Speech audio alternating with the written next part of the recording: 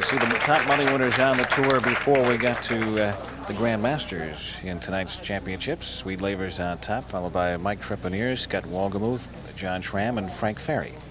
And oddly enough, none of them came back today. Yeah. You see the facility here at Fairlanes, Middlesex, as we get ready to start our second match tonight. John Gorman, who just came off a 166-126 win over Steve Foley, will now go and face 23-year-old Kenny Cross out of Hagerstown, Maryland. Kenny qualified yesterday in 10 games, 153. Had a very good semifinals, though, as he went 4-1 in head-to-head competition for a 766 in 5 games. And John Gorman, the lower-seeded bowler, rolls first at Kenny's option. I tell you, Kenny bowled in the semifinals today. It was sort of like a term you use. He was dodging bullets because his high game today was 164, but he caught the people at the right time, and that's one of the things that head-to-head bowling presents is the opportunity. You just have to beat your opponent. It doesn't matter if it's 100 to 99 or 200 to 199. Well, he had lost his first match out, and then he proceeded to run 4 in a row off, and he was staying close. As John Gorman finishes up with a 10 in the first frame, Kenny was staying close, and then he was putting people away in the 9th and 10th frames. In fact, he knocked Swede Lavers out of any further competition by running down a couple of strikes in the 10th frame. And we all know Swede's capable if you let him get this far. Oh, there's a little break. He pulled that off to the left between the 2-4 and ended up with the 8-pin for a single. That's the type of break you need in the head-to-head match, because it works both ways. Your opponent's sitting there, whether it's obvious or not, shaking his head thinking, man, this guy's lucky today and I'm not. Yeah, you can't help it. Okay, starts strongly. He's got the spare on board. First-year pro. He's also qualified in 3 of the 5 tour stops that he's participated in, so he's off to a good start on the DPBA. Very good for a rookie year. He's really gotten a lot out of himself this year. He should be very pleased. And he's got it. And he's excitable. When he was starting to throw those strikes in the 9th and 10th frames in the semifinals, he started stomping and jumping all over, and watched it again. Was he? Personally, I haven't ever seen too much reaction out of him, but I did see some just then. That was. Well, I think he senses that he's close, and he could really put a capper on his fine year by winning one here. There are not too many. John Gorman comes back. Kenny clap for him.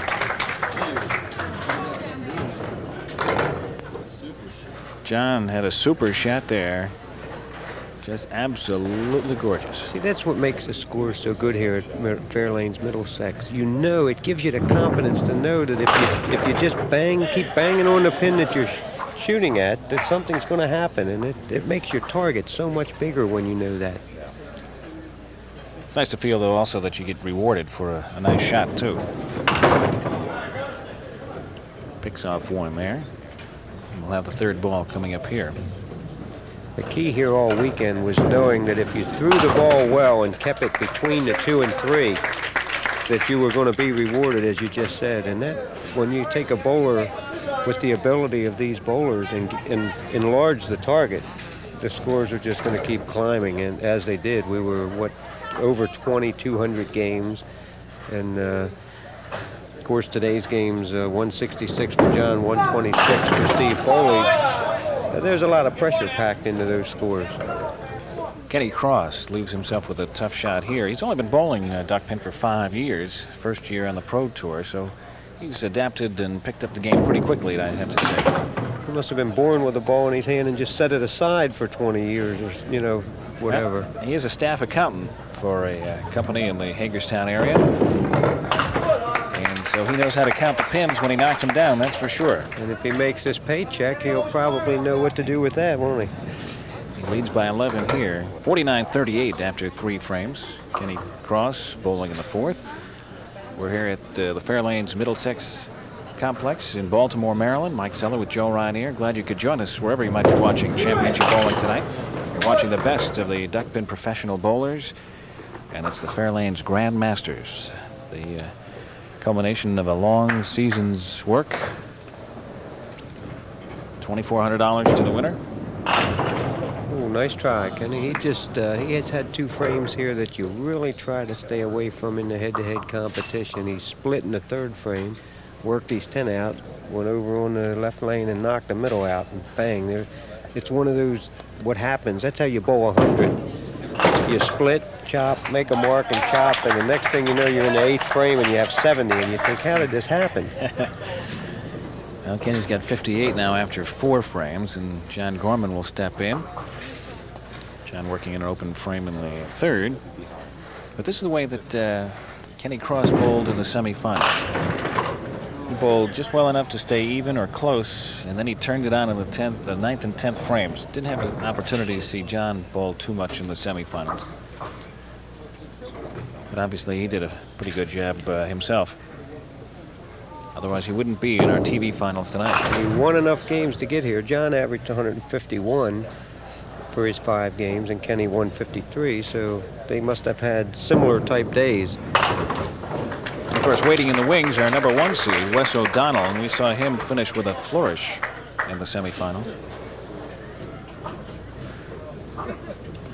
In all our divisions, the 3rd seed actually had more pinfall than the 2nd seed, but they didn't win the games. John Gorman. Pretty ball. Gets himself righted in the 5th with a strike. Take a look at John.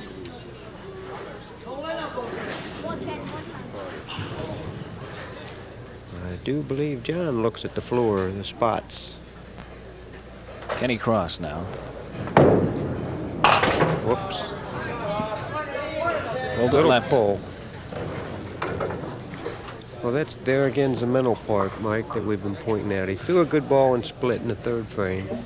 Then he went through the middle in the 4th frame and probably got up with a thought in his mind, I have to do something different. And, oh, wow. So close. So He's still got a shot there. Eh? We gave that a very good opportunity to pick that up, and just did miss on either side. Okay, he's blanked 3 frames in a row, so he wants a mark real bad in this frame. Get himself back on track. 67 to 58. He has a 9-pin lead, but John Gorman has a strike in the 5th frame. And with a mark here, of course, he can try to hold John off a little bit longer. Again, he's had tough luck there. Joey's not left himself with something which is easy spare. He's chopped through, left a split. Well, it went from left to right, a little over-correcting, and I think what he really did was he left the split, then he pushed the middle, and then he got away from his game a little, and that's easy to happen. And in a 10-frame game of duck pins, head-to-head, you don't have too much time. Well, he finishes the 6th frame with a 77, and John Gorman will step in. As we mentioned, only Steve Foley, who was eliminated in the last match, has a Pro Tour win. John Gorman, Kenny Cross, and our #1 seed, Wes O'Donnell, will be picking up their first Tour victory if they do come out on top in tonight's matches. Wes happened to be in the same division I was in, and what a story that was, the final game. He bowled against Bill Honeycutt, and it went right down to the wire, and it looked like Bill Honeycutt was a shoo-in to be top seed, and he had a 35-pin lead going into the game in pinfall, and Wes had to win the game. Not only did he win the game, but he went by him in pinfall to give him the top seed. Now, we're in that situation where it's anybody's match, and we're more than halfway through. In the 7th frame, we're tied, or actually after 6, we're tied at 77. Now in the 7th frame, John Gorman. We mentioned that John's nickname was Crash because he likes to drive in the demolition derbies and figure-8 races. Kenny Cross reports his nickname as Sleepy. Sort of self-explanatory, isn't it?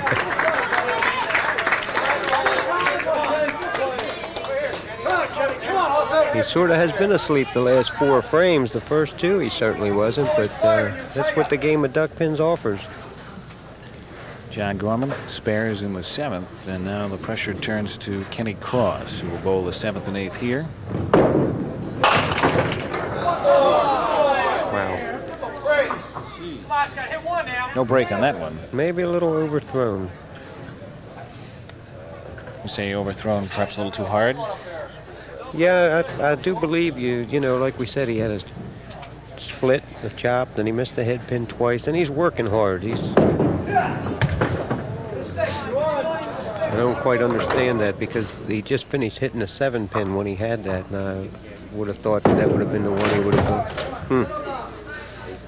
He's a little upset with himself. 85 after 7. And again, he's only been bowling duckpin for 5 years. His first on the Pro Tour. To be in a TV finals, it's very easy to think that you can get away from what got you here. Yes, it is. And you were watching a little bit of the mental part of the game, and I hope it doesn't come back to haunt him. He just shot the 10, didn't hit it, and then shot the 7 and didn't hit it. He's going to get another got himself chance. Again. I know that hasn't happened to anybody all weekend where they've left a 7-10 back-to-back. He almost gave it a little smile there, almost to say, well, what are you going to do? Well, he knew he didn't throw a good ball. He actually had to, what we would call, steal a couple extra pins to leave the 7-10. Well, he just repeated again the same thing that he did in the 7th frame. Yeah, Let's see what he does here. You don't want to be throwing balls, not hitting pins, and I think that's what's upsetting him more than the split, is that he's sort of lost a little of his control. It's not out of disgust that he's not throwing the pins away. He's just having a little trouble with his timing. Well, depending on what John Gorman does here in the 8th and 9th, he's still not out of the match, though. No, not by a far cry. And especially after I saw what he did in the semifinals, throwing strikes in the 9th and 10th frame. John Gorman with a healthy 9 there, off the spare in the 7th, so that'll help him. Deadwood, get that cleaned up. So John has a 96 through 7. It's a big pin. It's got it. Bullseye. 13 pins plus his count. It's pretty good size lead if this is a good ball, but we've watched this turn around too, Mike. He chopped, not wishing him any bad luck, but we've watched the games turn where we thought somebody was going to run off and hide, and they push one through the middle. There he counted 7, though, giving him what, 113 and a 20-pin lead.